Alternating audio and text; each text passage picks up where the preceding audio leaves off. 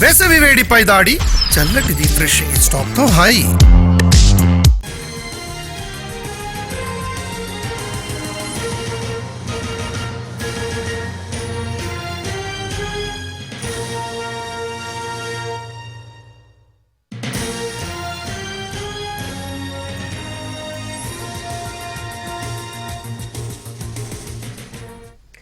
రేపు సిట్ ముందుకు హాజరు కానున్నారు MP Etela Rajender. Phone tapping కేసులో ఆయన స్టేట్మెంట్ ఇవ్వనున్నారు. మంగళవారం ఉదయం 11 గంటలకు సిట్ కార్యాలయానికి చేరుకుంటారు ఈటెల.